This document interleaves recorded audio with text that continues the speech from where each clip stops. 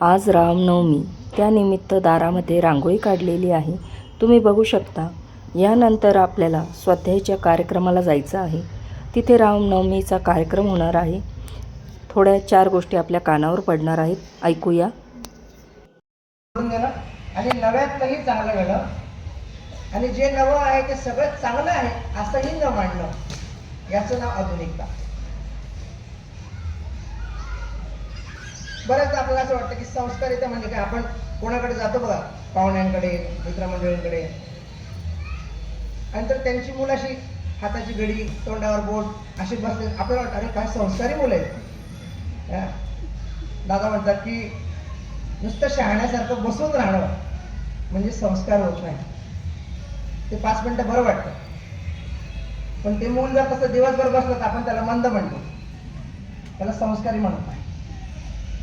दादाजी समजावतात, शौर्य आणि विनय याचा अद्भुत समन्वय जो भगवान रामांमध्ये दिसतो त्याचं नाव संस्कार.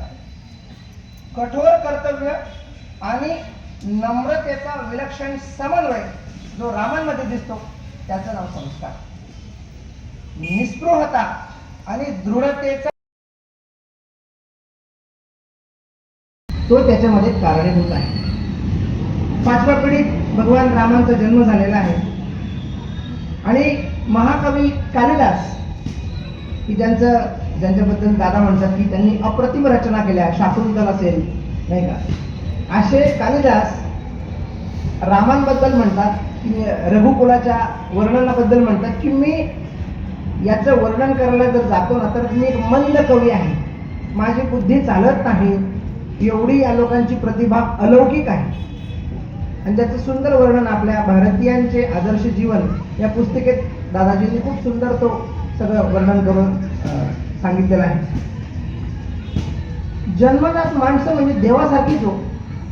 अगदी पहिली पिढीमध्ये दिलीप राजाचं आपण जर स्मरण केलं तर त्यांनी नंदिनी गायीची इतकी सेवा केली जीवाच्या पलीकडे आणि त्यांना भगवान प्रसन्न झाले. आता दादा पुन्हा समजवतात की काही वेळे लोक होते गाव, एक राजा, अतिशय मोठ्या साम्राज्याचा राजा, तो फक्त गायीची सेवा करतोय म्हणून त्यांना पुण्य मिळालं, एवढं भाबडे लोक होते का आपले. तर Nandini is a symbolic word. Nandini हे प्रतीक आहे प्रजेला दिलेलं नावाचं. नंदिनी म्हणजे प्रजा. आपल्या प्रजेचं अत्यंत पोटच्या मुलासारखं पालन केलं, त्यांच्या सुखदुःखाला स्वतःच्या सुखदुःखापेक्षा जास्त महत्व दिलं, हर क्षणी हर घडी, म्हणून ते प्रजेमध्ये प्रिय झाले. हा दिलीप राजांचा गुण तसाचा तसा भगवान रामांमध्ये आपल्याला बघायला मिळतो जेव्हा ते प्रजेच्या साठी सीतेचा त्याग करतात. दुसरी पिढी रघुराजा, दिलीप राजांचा मुलगा, अत्यंत पराक्रमी, कुबेरावर स्वारी करून धन लुटून आलं, पण जेव्हा कौत्साला द्यायच्या वेळेला सगळं दान करून टाकलं. रघुराजांचं त्यांच्या नावाने खूप ओळखलं जातं. त्यांचा हा दानीपणा गुण तसाचा तसा भगवान रामांना झाला, 3 राज्य देऊन टाकले. रघुराजांचा मुलगा अज अत्यंत लोकप्रिय, प्रजेमध्ये इतके प्रिय की प्रजेच्या प्रत्येक माणसाला वाटायचं की मी सगळ्यात जवळचा या व्यक्तीचं, इतकं प्रेम. तसाचा तसा तो गुण भगवान रामांमध्ये सगळ्या माणसांची, अगदी वनवासी, गिरीवासी, वानर लोकांना प्रेमाने जोडलेला आहे. त्याच्यानंतर अजानंतर दशरथ, 4थी पिढी.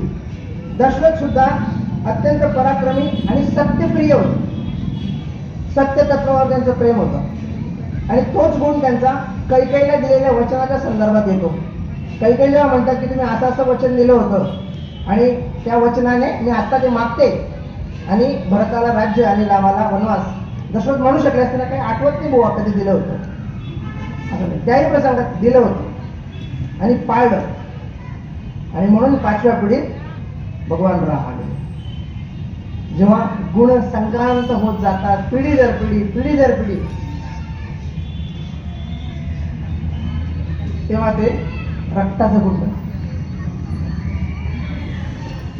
पूजनीय दादा आपल्याला सांगतात की अशा प्रातस्मरणीय महापुरुषांच्या किंवा देवतुल्य व्यक्तींच्या घरात रामांचा जन्म